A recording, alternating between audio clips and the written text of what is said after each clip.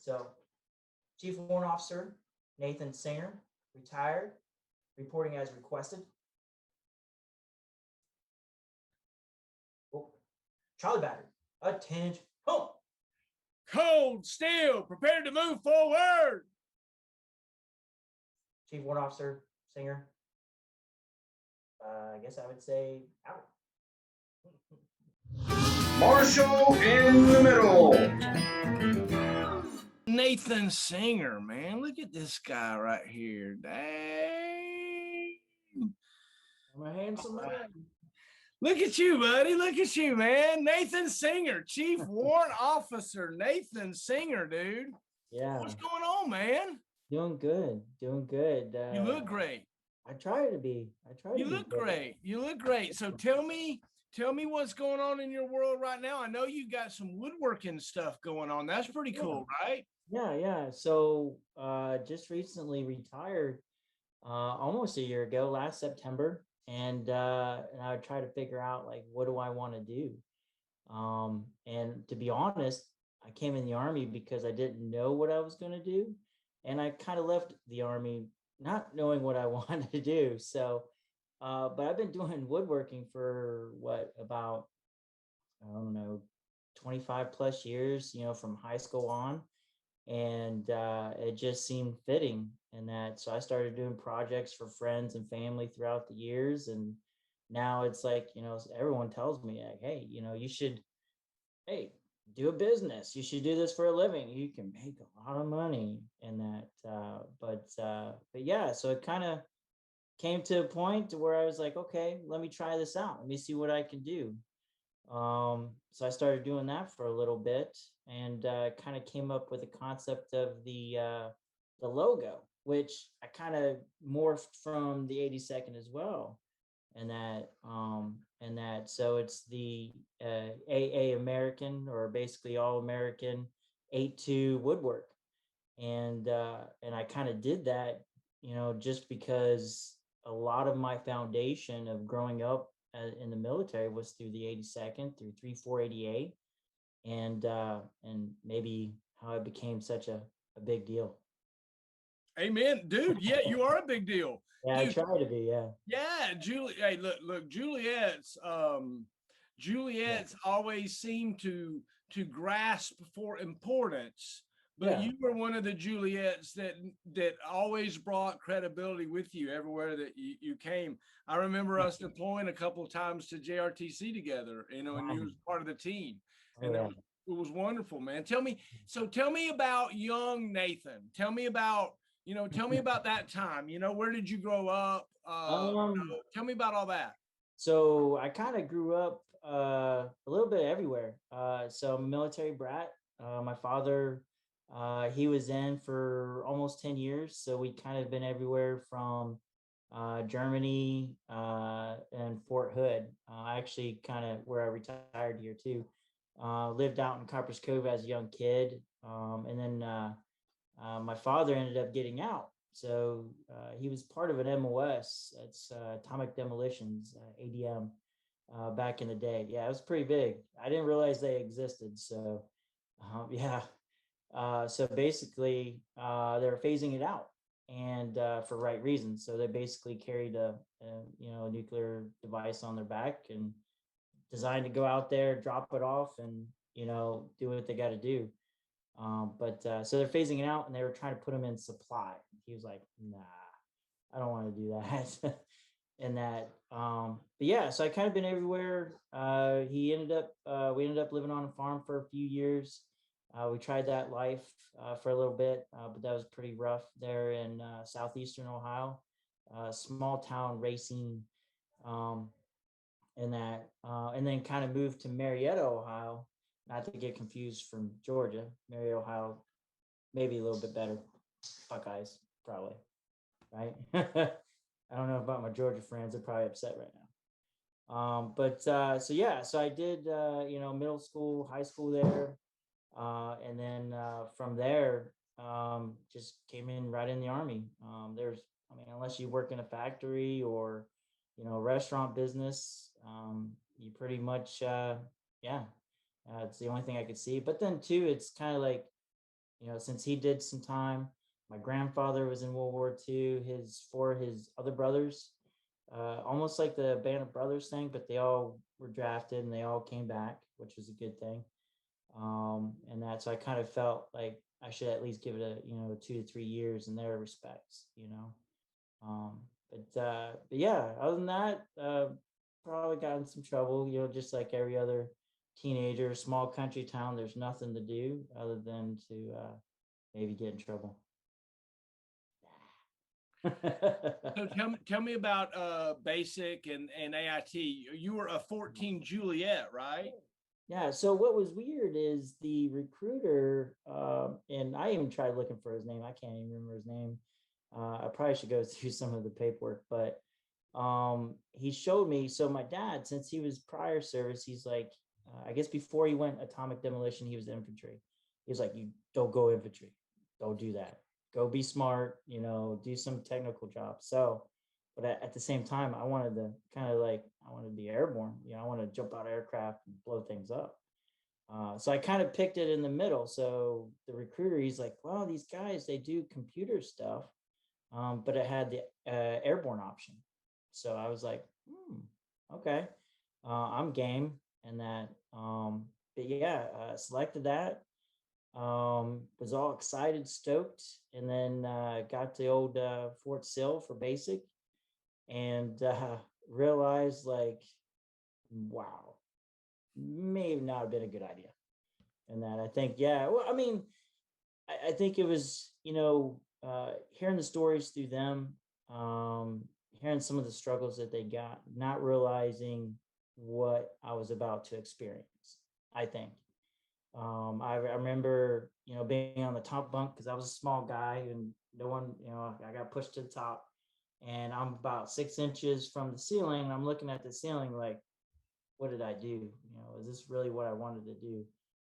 Kind of like that first reality check in life, and that got the basic from MEPS, kind of unique. They pound you, as this is in August, so they pound us full of water. And of course, as soon as I got to the upstairs, I told the drill sergeants, I raised my hand. I was like, I need to use the restroom. They were like, what's a restroom? And stuff like that. So I was like, hey, I'm about to get sick. He's like, hey, you better not get sick.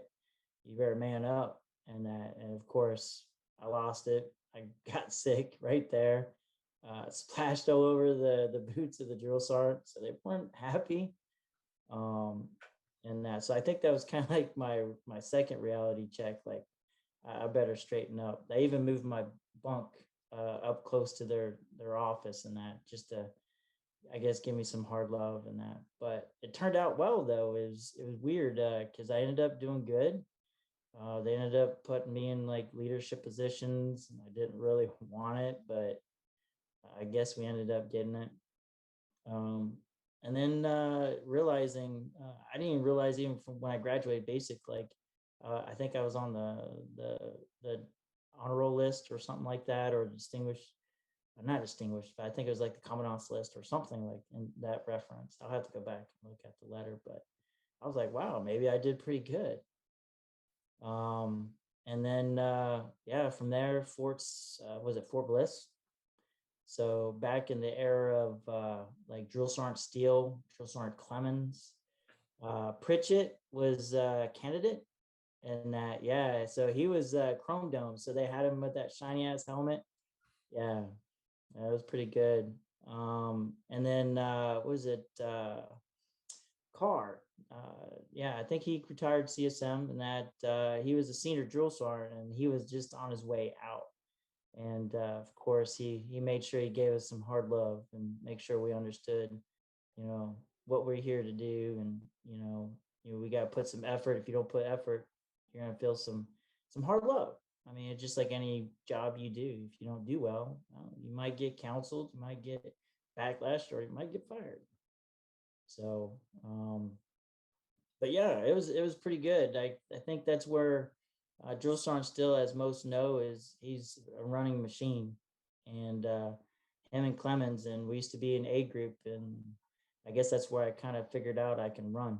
I can run a little bit, but I was only about what, maybe 120 pounds of pure fury. So yeah, it didn't take much. So I can run fast, and until I got chunky or turned to warrant, either or. Is that the same thing? You get chunky, turn to warrant. It's exactly like the yin and yang, right? Yeah, it's kind of weird. I mean, I'm sure down the line I'll talk more, but the warrant officer corps, like if you're the guy, if you're a warrant and you're getting pushed online and you're drawing your weapon, and stuff's got bad. So Right. If you're, that if you're really, showing your weapon around, so you got problems. yeah, exactly. So I mean, yeah, you always gotta be, lead from the front and stuff like that. But I would say I went from maybe 120 pounds to like 150 pounds. So yeah, tell me about Private Singer. Tell me about that. Um, uh, I'll be honest. I think I did good. I hope I did good. I didn't get anything, bad counselings, but I didn't like being a private. So I liked being a part of decisions. I like being, you know, maybe at the higher level in that. So I guess you could say I was kind of a fast tracker. First time in Korea, another reality check, being in a different country from a small country town, not even knowing what's going on.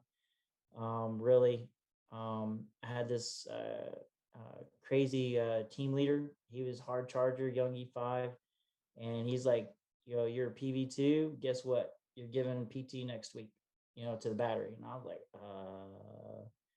and that, but it was all part of the process of progression, because I told him my goal was to progress, is not to be a private much longer. So I did that, worked hard, learned my job as best as I could. I competed a lot, I thought, with my peers, some good friends of mine, Ted Griffith. And then I had my brothers, at the time, as specialist Nick. Then there was Catino. Then there was Brooks, Jermaine Brooks, who's actually been doing pretty good. He's got his music line going. They helped me grow, and I competed with them, and they competed with me, and then before I knew it, we were at Bragg, and I was a young specialist. I was like, yeah, I know stuff now. So your first duty station was Korea. Yeah, which I did. Not that I didn't want it, because I did jump school before Korea, between AIT and Korea. So I was hoping I was going to Bragg. That's where I wanted to go. I heard about 3480A through, AIT. There was some of the, oh God, I'm trying to remember some of the instructors. And of course they were like, that's where you go. If you're high speed, that's where you go. And that's where I wanted to. But then they said Korea, and I was like, oh. But they say, hey, you can get your duty assignment afterwards. So I tried and said, hey, I want to go to Bragg. That's where I want to go. And so I got the Bragg as my second duty assignment, but I think I grew a lot more there. Because I mean, obviously, I mean, everyone there at 3-4, when it comes to the history of the 82nd, we're the bastards of the bastards. We are hard chargers.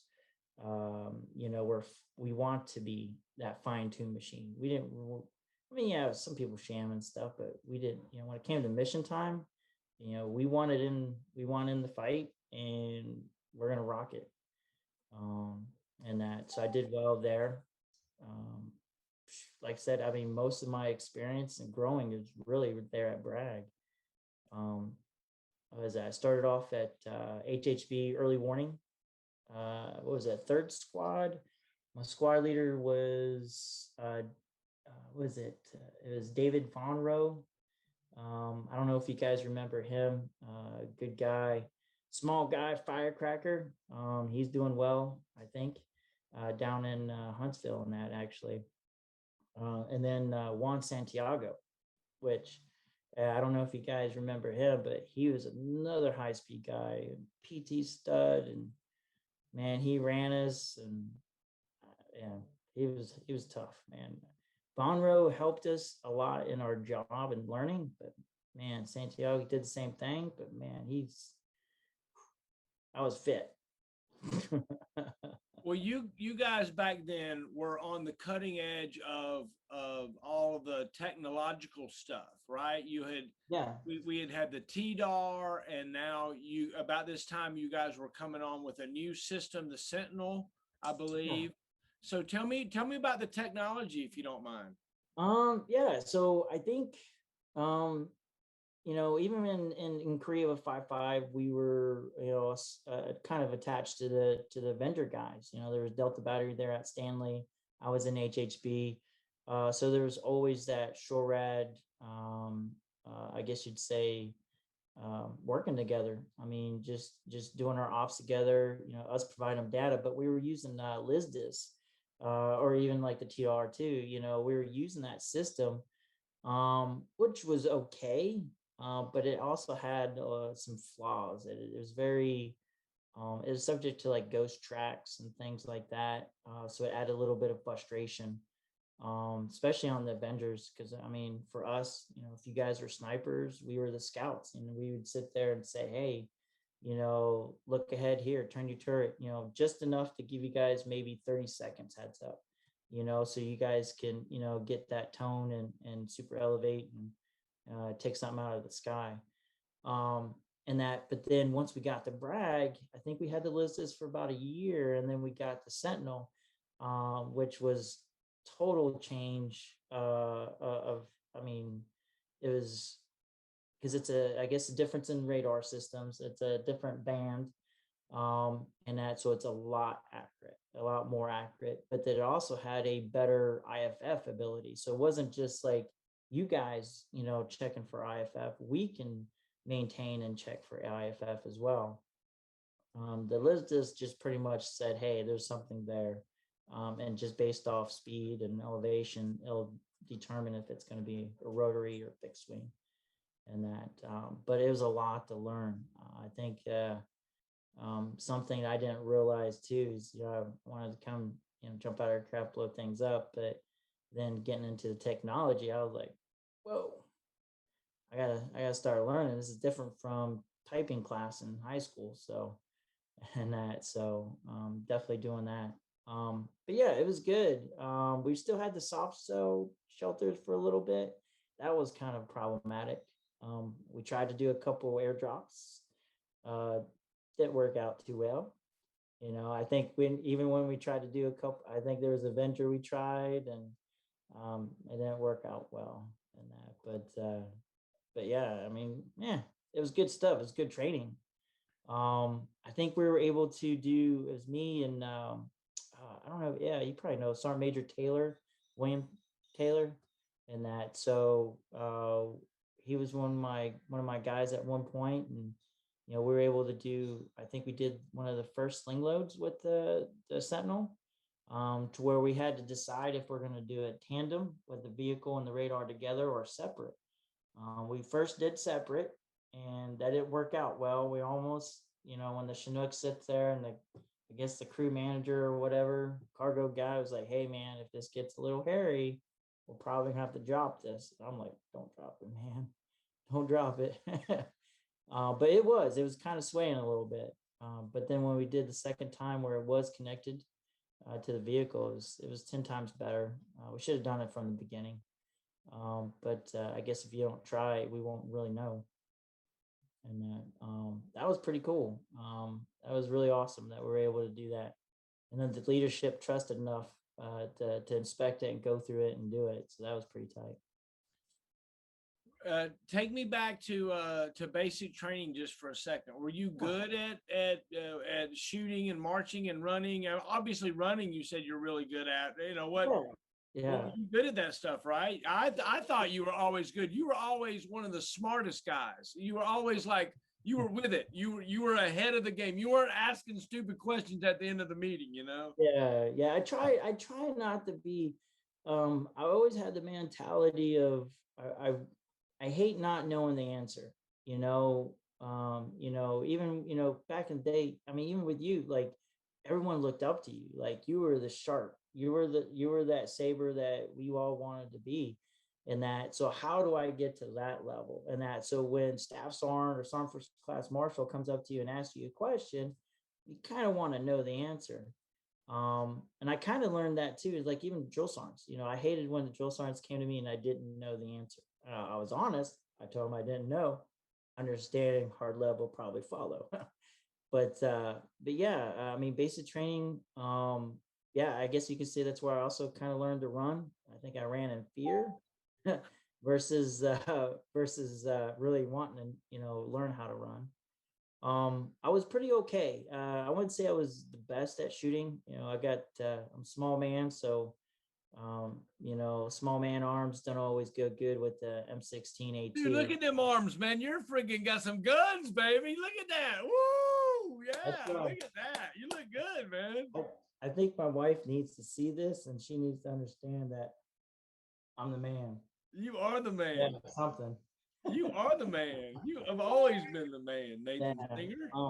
Yeah, I mean, I tried hard. I think that was my, I kind of took it to my, my family, my parents, my dad, my mom. I mean, she still works to this day and just, hard worker. And even my dad says, you may not be the smartest guy, but if you're the hardest working guy, you'll always be successful. You'll always move up. You'll be recognized in that. And that was the other thing. He kind of gave me the little secret. He says, don't complain, just do the work, because I mean, he says, when you get up in the ranks, you may understand when to complain and who to complain. And I want to say complain. It's better to say, hey, we might be able to do this a better way. Here's what I recommend, versus, hey, this is terrible, I'm not going to do it, but not have a solution behind it. So he kind of gave me that little bit of info and stuff. So, and that, but yeah, yeah, marksman was good. I mean, when we did our lanes, that was good. Like I said, I was small too. So like the buddy drags, I mean, they used to hammer me. They used to put me up. They did it on purpose too. They put me up with the biggest dude.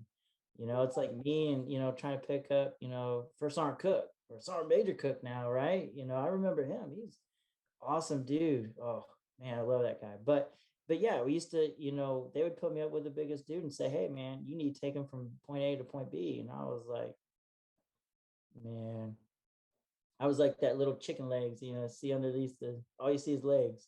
Dude, you're a friggin' pipe stud, man. You ain't quit talking that crap, man. Yeah, you are right? the man. You are the man. Back in the day, man. Hey, so take a moment, and if you don't mind, tell me a few of your mentors. Talk to me about who you looked up to. Ooh. So I guess there's a few out there. It's not just one. As an NCO, I guess I can easily say, the Sergeant Bonrose, like introducing me into this world, and then Sergeant Santiago or Staff Sergeant, he's CW4 retired now. Like those are the guys I wanted to be as a Juliet. But then once I got to Charlie Batter, I mean, we always talked hard love to each other, talked smack to each other from Sierras to Juliets. But man, I learned so much, from being over there. So like the Airborne Messiah, Sergeant Major Stout or First Sergeant Stout at the time, him, Captain Boyer, which I think he's Colonel Boyer still now.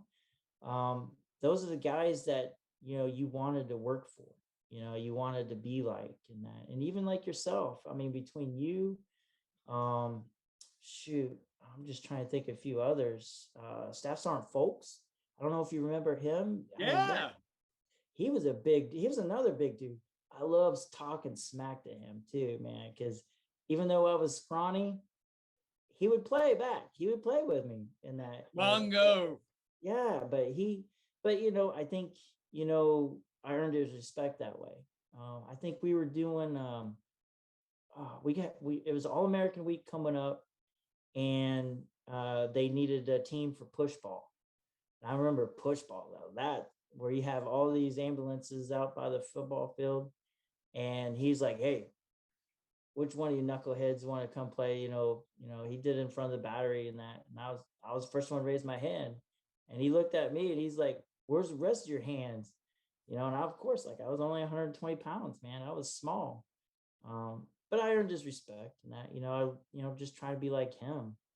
Um, and then, I mean, throughout the years, a good NCO of mine, was it when I was a squad leader, Paul Place. He was a platoon sergeant at the time.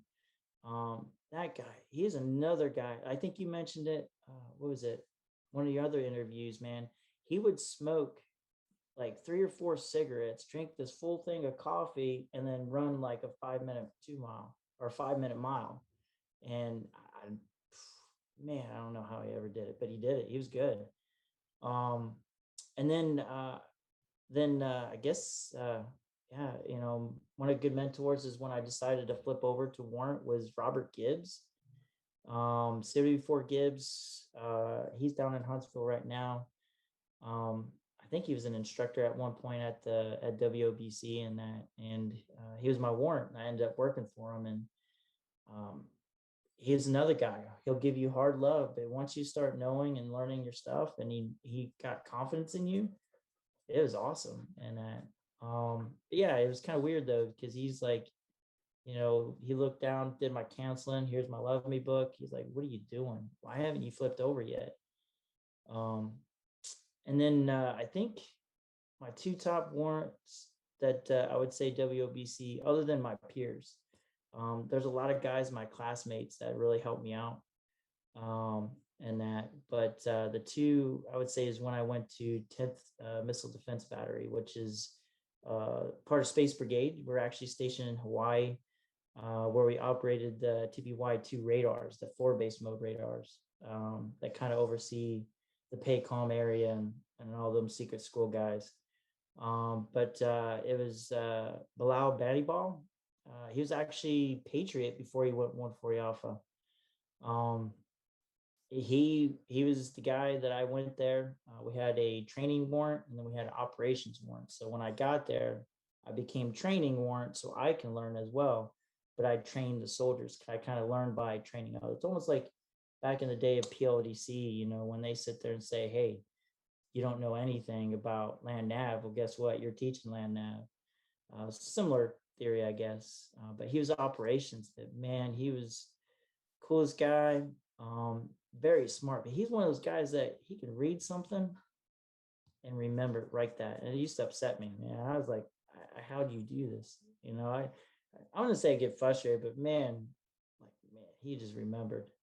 And then the other one was Chief Wahab, CW5 retired Wahab. I don't know if you guys remember him or bumped into him throughout the years. And that big guy, he's down in contracting. Another guy though, who's kind of like Robert Gibbs, Chief Gibbs. He or even back down to Sergeant Major Carr, like he'll give you the hard love, but once you've earned your spot, he's got you. He's got your back. And they cared. When they get on you a little bit, it's because they care. If they didn't care, they wouldn't talk to you. So yeah, I would say those are probably my biggest ones. Of course, I like to say my wife. She's kept me in line. In the home front. You guys been together like 75 years now, right?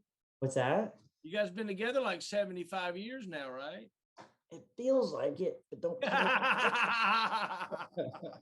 No, yeah. Well, shoot, we've been together. Congratulations.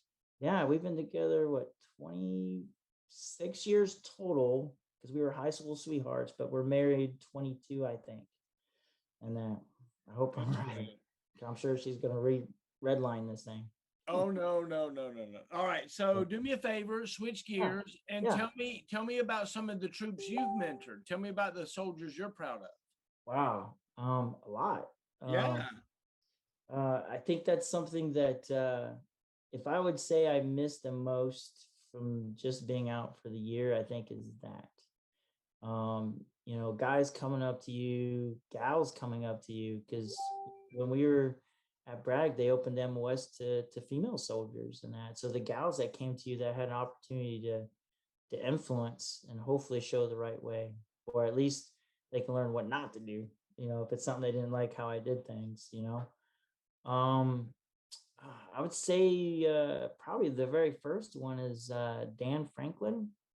I don't know Redheaded what Franklin. Frankie, man, that guy, he, I did, and here's the thing, he flipped a warrant to 140 Alpha, and it come to find out that what I came in, he was going through advanced course when I was going through WOBC, and that so the roles kind of flipped to where he's senior and I wasn't, but I was more honored to be, lesser ranked than him, and that because he has done so much. I like to think I helped him. But yeah, Dan Franklin, man, he was a wildcat, but he kept a smile on everybody's faces. He come up with some crazy stuff in the talk. I mean, even when Camp Boyer was there, man, yeah, it would be crazy, but it was good though. He kept everyone, motivated. But I would say he probably knows it too. Like he was very good at sleeping too. He'd find a spot to sleep. Yep. We all did that now. Come Yeah. on. Oh yeah. Oh yeah. Sometimes I'd follow suit. I'd be like, okay, that's a good spot. Tell him to go, and I'll go. But no, Dan Franklin, Danielle Sedilio. She was one of the first female Juliets there at Bragg. She ended up flipping over to PsyOps, retired, I think, as a master sergeant. I think she did some first on time and stuff like that, but she was hard charger, man. She was, I think, not saying it was so new for us to be around, females, but female soldiers, different aspects. She's one of the ones, she's like, I didn't come in here for you to open the door for me. I want to be part of the team. I want to be the guys. Don't treat me any different than the guys. She scored extremely well on the PT test. She did well to where you know, she would tell the guys like her PT test as male scale to compete with the guys, and it fed them, it motivated them, and she knew that. But yeah, man, and then that was my introduction to female uniform standards. Man, they're tough, man. They're like, oh, it's all about the bus size and the level. And then I'm like, how are we supposed to gauge this? We're trying to be respectful, keep our eyes up, but I gotta keep them down and say, all that good stuff. But she's like, don't be a wuss about it, just get her done and stuff like that. But yeah, I mean, I owe a lot to her though. Helping me out with, just how to lead and don't change, get their respect, and any soldier will follow you. There was him, um, or her, shoot, who else? Um, and just so many. Um, I had a good guy in 31st Brigade, Watts, in that. He was very good. He did have some issue with weight, but it was because of a back issue, and they had him on these crazy steroids. But he ended up getting out, I think. But he did so well. I mean, he was able to, like, he's total changed. Like, he's thinned out. He's gotten healthy. He's got this awesome wife, family. And it's not just saying, hey, did you become a sergeant major or something? I think he's successful in life, and that's a huge thing, I think. Um, Recently, though, I would say this real smart guy, Staff Sergeant Kibler, real smart. Um, and then Staff Sergeant Hoskins, or Sergeant First Class Hoskins now, another female NCO. But this is basically when I was in space ops and stuff like that. They're in Hawaii with the Tippy Twos and stuff. Hoskins introduced me to that world, and normal ADA stuff, you can have a little bit of an error, but in that world, you can't be wrong. I mean, within milliseconds and the way everything is, you can't be wrong. But Sergeant First Class Hoskins, she really got me the base and foundation, and then she moved up to a team, and then Staff Sergeant Killer came in, and I mean, just that guy, he's another smart, like, he's one of those guys who's very smart, intelligent wise, and then common sense. Like he's the full, like he's very good. And I will say, like, easily, even as a CW3, there, or no, a CW2 there, um, they helped me a lot. It wasn't just my effort. It was not just um, my knowledge. I leaned on them, and they supported. Man, it was really awesome. Um, and then I think this last little loop, I had a Sergeant Arias, and it should be a staff sergeant, but points are crazy right now. But he's got his packet in, warrant officer packet, uh, along with another good NCO, Master Sergeant Hill, but he's kind of cadet right now. He's actually in walks right now. Those two guys, I would say, probably be even more recent. But the same deal. I mean, I just got lucky, having really good people, people who want to learn and is willing to listen to me yap. My wife's laughing at me right now. Tell me, so take a moment if you don't mind, and tell Yeah. me a little bit about your family and those Oh. around you, and who Yeah. mentors you, and who you feel like you're responsible for around you. Oh wow. Well, yeah. I mean, my wife, Kim. She's the best woman in the world. She's the hottest woman in the world. Yep. She gives me everything I want. So if I say I want a truck, she gives me a truck. I'm trying to see if she's listening. Um, but yeah, my wife, and then of course, three daughters. I think that's probably because of the old radar. I don't know. I got no testosterone to give or Hey, something. I got three girls too, man. Yeah, see, it's facts. That's facts right there. It's an air defense thing. Yeah. So yeah, my oldest, 16 now, who was born at Bragg, back on, I think it was the second time I was at Bragg, um, back in '05. My middle girl, she was born, Jaslyn, she was born in '07. And then our oops baby, that was born in 2015. And that, Emerson, and that she's 5, getting ready to be 6. And I man, bet she's a fire dragger. man, being 43, it's like I remember chasing kids, but I didn't remember chasing them this much. So I cheat a little bit. I trip her. I'd be like, "Yep, you ain't running from me. I'm tripping you." And that, but yeah, a huge responsibility. I think getting out, that was kind of a concern.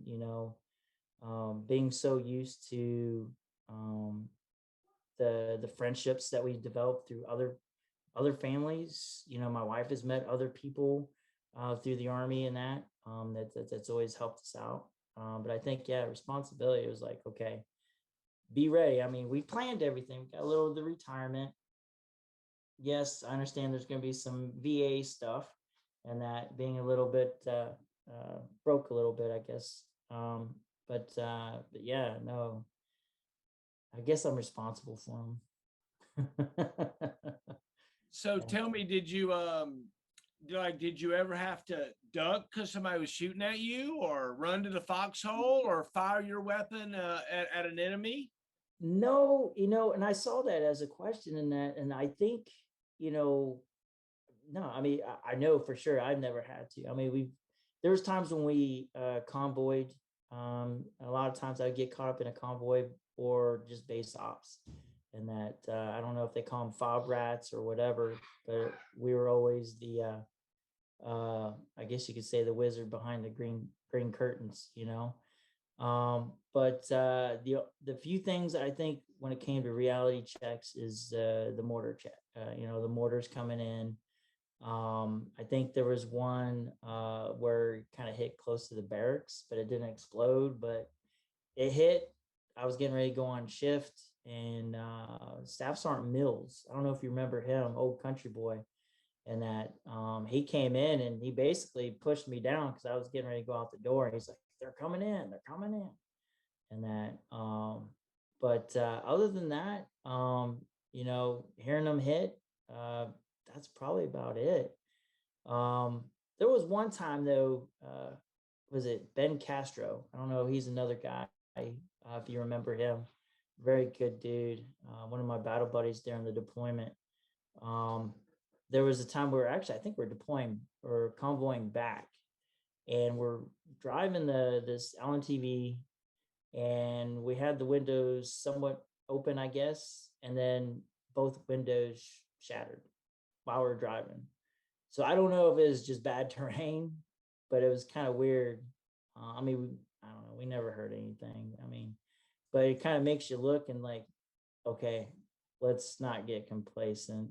The famous word everyone likes to say, but keep our eyes out and stuff like that. But nah, I mean, um, no, I've never been really a part of the door kicking. I've always been in that support mode.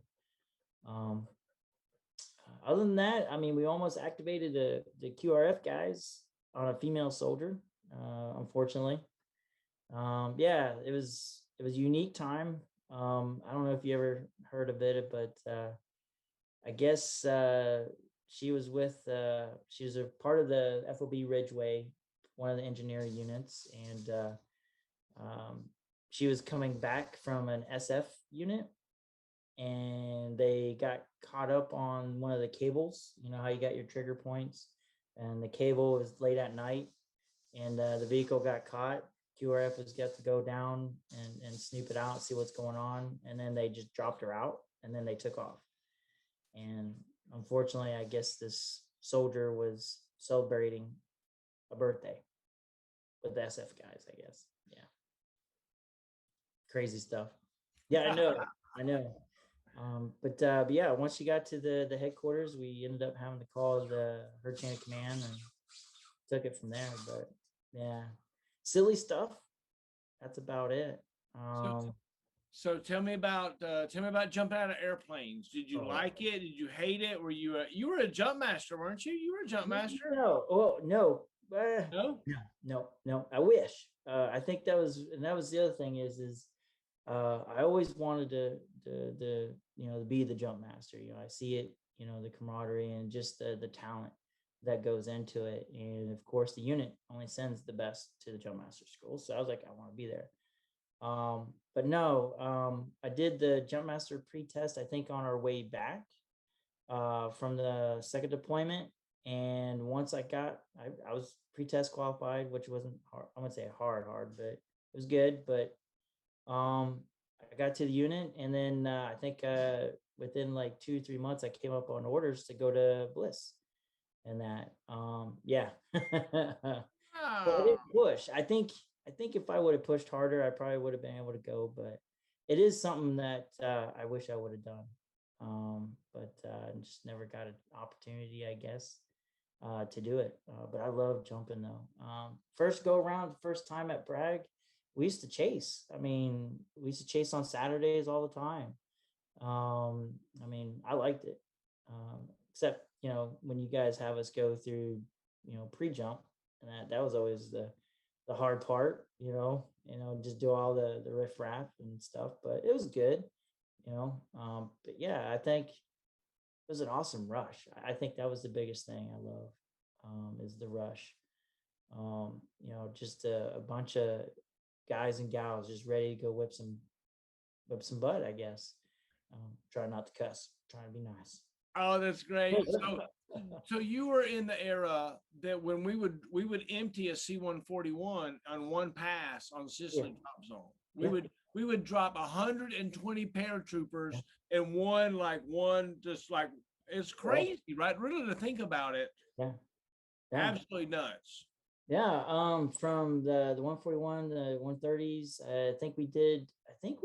didn't we do, I know we did some test jumps from, was it C5?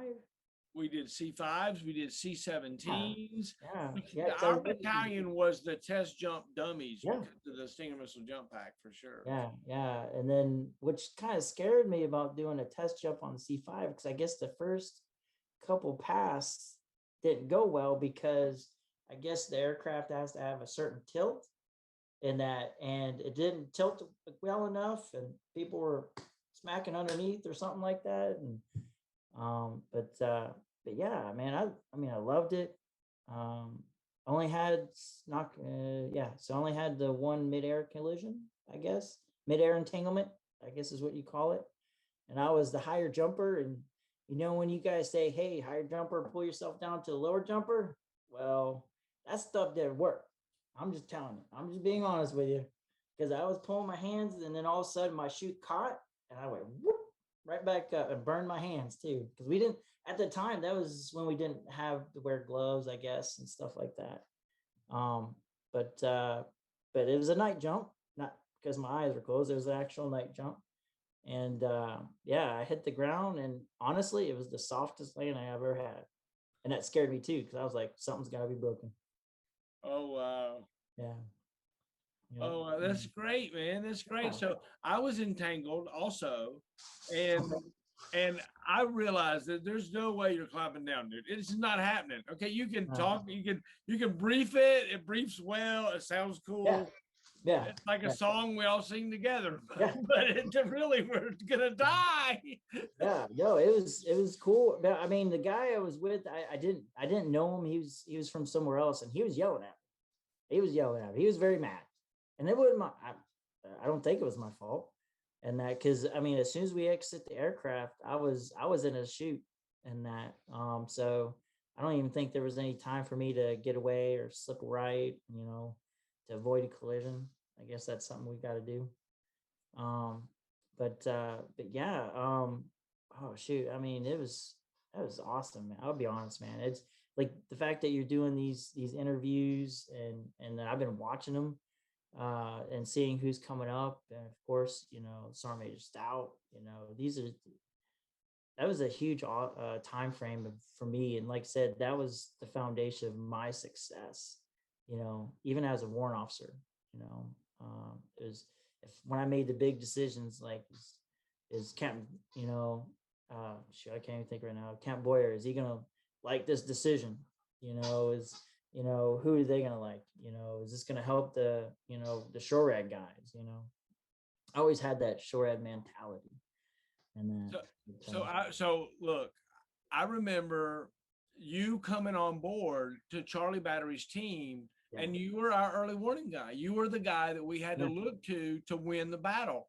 And dude, we planned. Like we put the little army men together late at Oh, yeah. night, you and I, all of us, about how we were gonna Yeah. win. And it was fun, right? Looking back on it, it was truly one of the Yeah. best times of my lives, for Yeah. sure, working Yeah. with you and the Oh, other guys you're talking about, right? yeah. I totally agree. And you're right. I mean, I think my last unit was 144, so it's a Patriot unit, and there's definitely a difference in the mentality and that. But the one thing I liked about the SHORAD is that it was officer led, but ran by the NCOs. The NCOs, it was almost like if you looked at the movie Fury, you got these tank, commanders that are staff sergeants that have this huge responsibility. And the SHORAD did. I mean, the Avengers, they're the ones that were going to make this big decision based off, how they're trained. They're out there alone and unafraid. And that, so the leadership was different, I think. They took on the responsibility. Not saying NCOs don't do that now, but I think there's a difference, and it could be signs of the times, signs of the technology, and that, but yeah, it was really awesome. One of the things, one of the things that's interesting, okay, if you look back on High Mad, SHORAD, the 82nd, the way we deployed versus kind of the things, the the the the specialist in a SHORAD battalion was expecting in the 82nd to be surrounded, to be standing on a hill with just him and his team chief or her team chief, or however it might be, looking up at the sky, ready to shoot something down. Yeah. The Juliets had this radar that was out in the middle of nowhere, this emitting this crazy amount of signal, right? It's like, I'm here, I'm right here, I'm here. And you guys were willingly sitting next to it, waiting for it to get blown up, right? Yeah, and what's funny is back then, I mean, we knew we were putting out a signal, but we didn't realize that the potential enemies out there have a specific missile that searches for the radar. And I was like, yeah, I know now. They don't tell us that, by the way. No, no, no. They probably, maybe they did. Maybe it was in the fine print. Maybe on the last page of the FM or something, where no one goes and reads because about, yeah, those things are too big. But yeah, it was really good.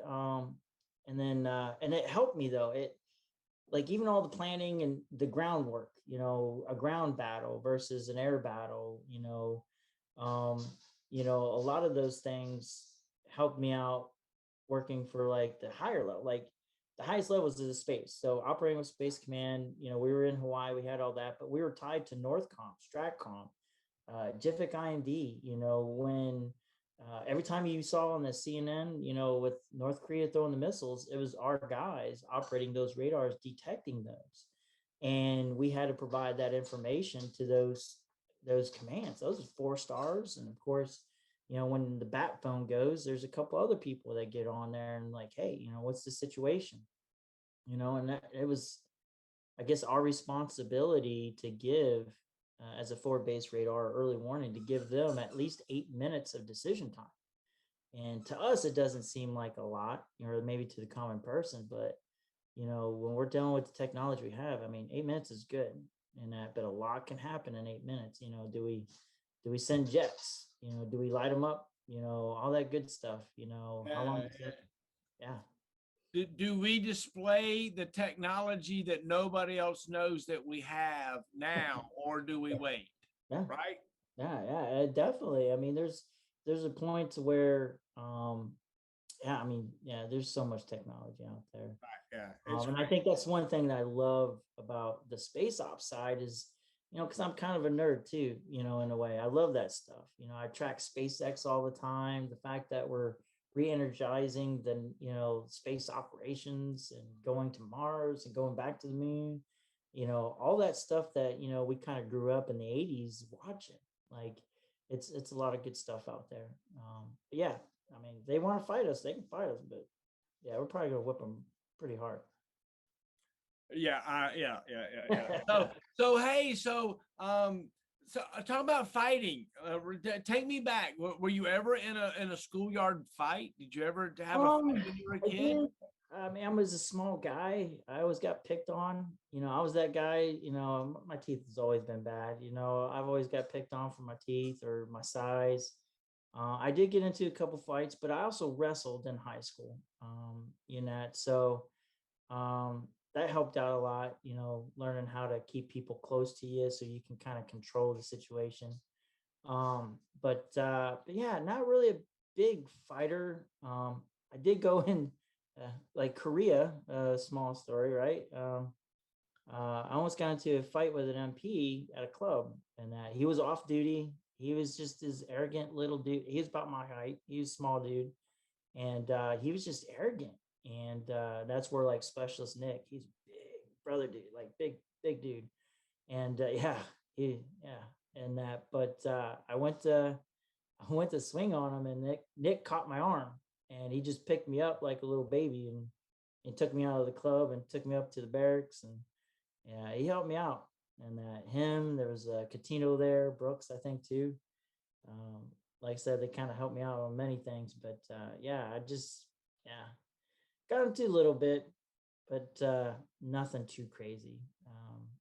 I'm hoping to get Nick on and interview him before long. He's definitely I know he's been around for a while. I can't remember if he's retired yet or not. I did see him when I was going through WOBC. I think he was a drill sergeant at the time, and I can't remember if he was like a senior drill or something like that. But yeah, he's a cool dude, and he's another like folks. You got to earn his respect. Once you have his respect, they got your back. That's awesome. So we just went your interview like number, I think 18 or 19. We just went over 110 on the list.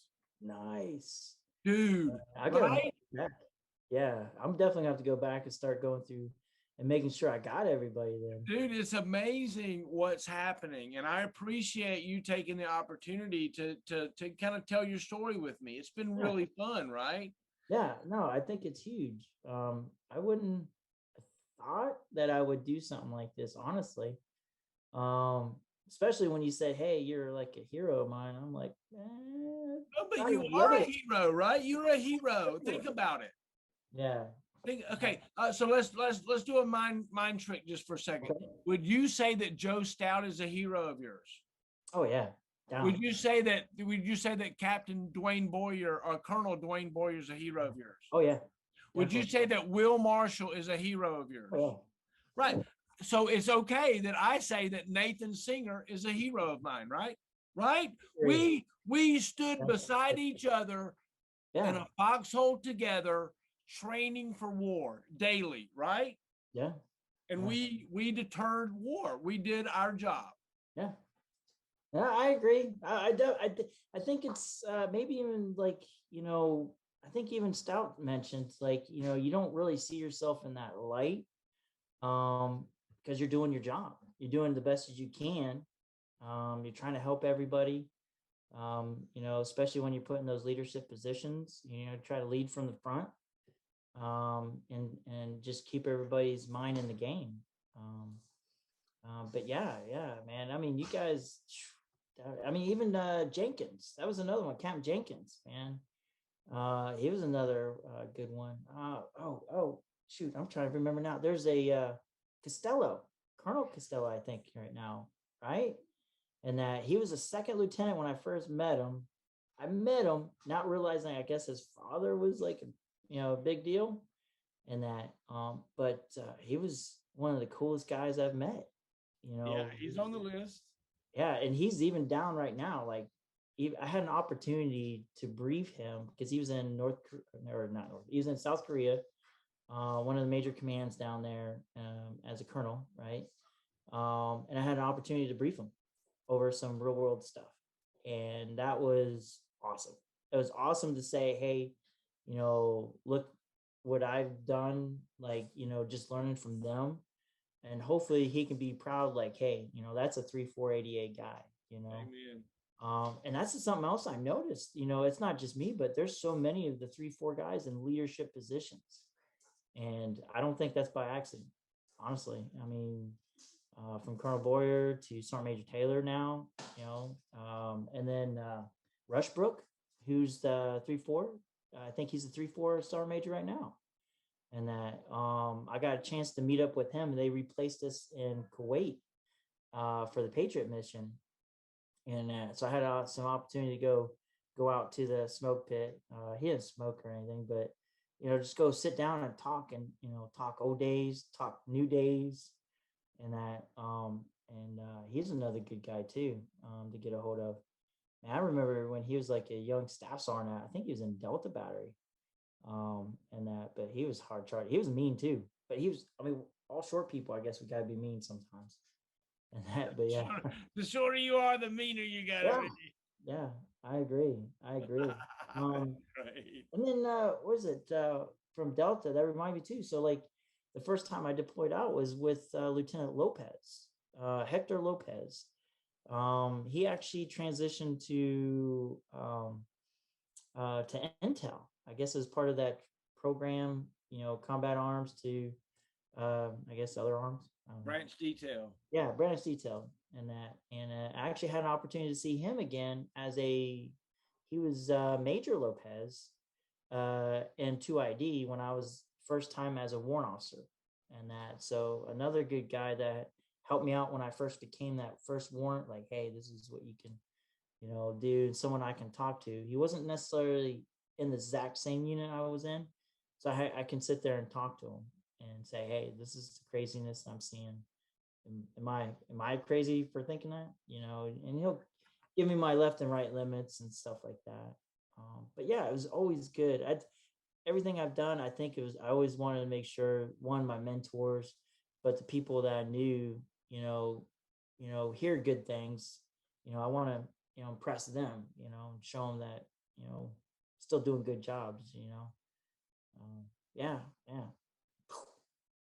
Dude, It's you're awesome. such a stud, man. You're such a stud. Mm. So, hey, part of this is Yep. I want you to salute Mhm. and report. Okay. I want you to, like, Nathan Singer from, wherever you're from reports. Okay. And then I would love it also if you would sign out. Okay. I I would hope that maybe I can put this together such that one day this could be used as, part of your memorial service because Yeah. Yeah. a memorabilia of your service. Yeah. We're going to send you a big old coin and a box, Ah, and you've already got a T-shirt, right? yeah, I saw that, man. And these are Isn't this a comfortable. nice T-shirt? Yeah, can't. My wife even said it. She goes, "Ooh, this is soft," and that. And I was Yeah. like, "This is good for my chest area. This is keeps it." Woo! Yeah, Yeah. no, I like it. Yeah, definitely.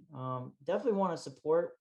When it comes to that, and then when you mentioned, I think it was another video that when I first understood, like, yeah, you can use this as a memorial because my grandfather, like I said, he served in World War II.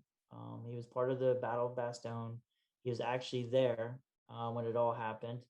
And he always talked about how the 101st came in to save the day, but he didn't really talk to many people when he was back, and to even like his kids, my uncles. But I remember when I was 10, I used to ask him all the time, you know, and then he started talking to me about it, but I never recorded it. It's all in here. Everything I've heard from him and some of the crazy stuff that he's seen, and meeting up with his brothers when they're separated, and then all of a sudden they realize that they're right next to each other. Yeah. Yeah. So yeah, this is awesome. I wish we would have had something like this to kind of show during his funeral and stuff like that. Yeah. Yeah, I would hope that one of these days your grandkids can look at this and say, "Hey, there's Grandpa right there. Look, he's a hero, and we're proud of his service." Yeah. Because then it will inspire them, right? It will inspire them to Yeah. be great human beings, just Yeah. like you're a great human being, Yeah. and I think it's wonderful. Yeah, Yeah. yeah. Yeah. I definitely try. I try. I always tell people, be balanced, I always think, when you're in life, you got a balanced beam. If you lean too far left, you're gonna fall. If you lean too far right, you're gonna fall. Be balanced in what you do. Um, we see it all the time. I mean, social media gets hyped up on many things and that, but I mean, my neighbor is my neighbor. I'll help them any day of the week. They call them, I'll help them. Um, and I think that's how, most of us need to be. Just be balanced and help each other out. Amen, amen. So one thing I want to add, as former Cold Steel soldiers together, Yeah. would you call us to attention as part of all of that, and we'll sound off with Cold Steel, prepared to move forward?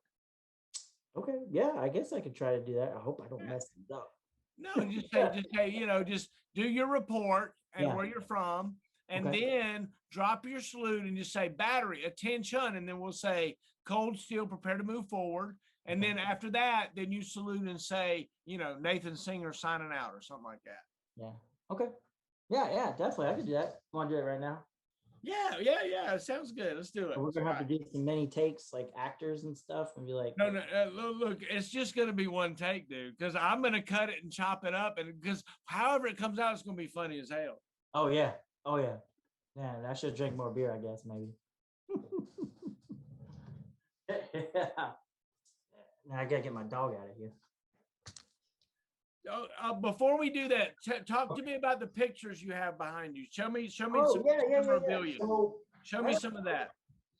um, so I don't know if you can hardly see it. I wouldn't move my computer, but I think I'd make you guys dizzy and motion sickness and that. But it's a little hard to see with the shine in it. But so that's the poster when I left the first time. So I was part of Charlie Battery, and we went to the AUSA convention, right?